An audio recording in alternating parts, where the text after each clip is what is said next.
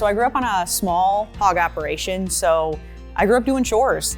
We had to clean pens every day and feed and walk and water, so instilled at an early age that pigs eat before you do.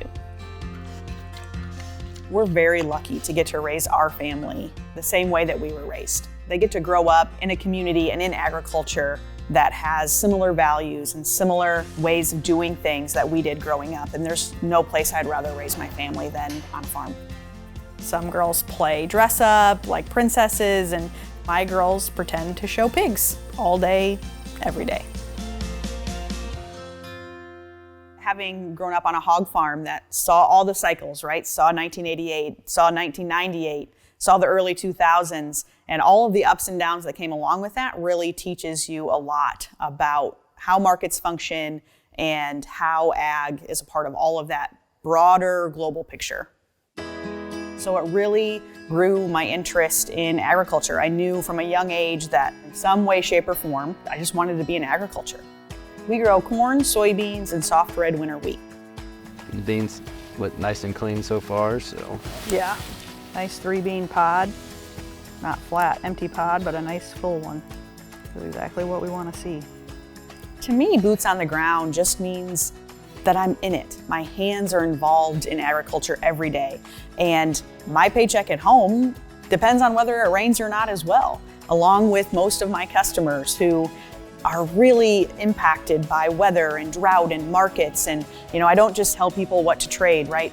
We have to sit at the dinner table and talk about marketing our corn crop for the year too. So I think that gives me a different perspective maybe than some others. When I have conversations with producers and I'm able to say, on our farm, we're 30% sold today. Or, hey, I actually just told my husband to sell some corn this morning. I think that really does inspire action from my customers. Yeah, I'll have to haul this load in to finish up that contract.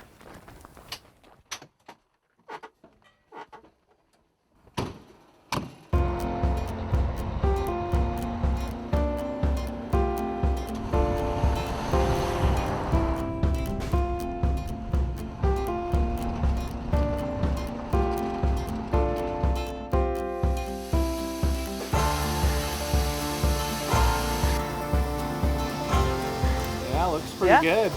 So I work with Bailey on, from her as a producer, actually buying her bushels, and then also with her position at StoneX.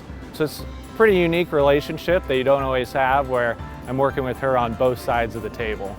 We've built great relationships with our customers. It's very individualized customer relationships, and you really have to know their business. You have to know how big they are, how they operate, what can they handle at harvest time versus what can they handle in the springtime, and how quick do they need to move product. And that really comes from that individualized relationship with the customer, no matter their size. StoneX is great to work with. There's a local office here in Bowling Green that we work with on day-to-day stuff, but then there's also all the information that they have across the US and globally that we can rely on for valuable market information that's broken down in a way that's easy to digest. And then pretty much any type of option strategy you can think of, StoneX is there providing insight, allows us to create a customizable product that I can pass on to customers. It's really neat to be able to serve as that connection from our local farming community to the broader global marketplace. And I get to be that liaison between those two places, and I think that's such a neat opportunity.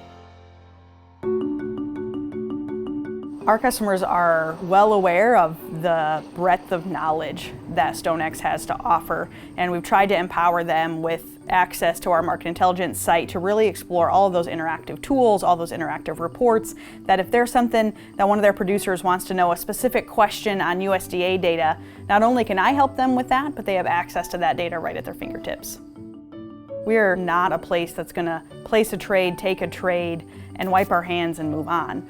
We are here to build relationships that last a lifetime, whether that's me learning a customer that's been here 20 years before I got here, or one that I'm starting with today that I want to be here for another 20 to 30 years.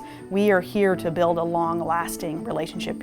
If your business is successful, I'll be successful, and that's the first point of importance.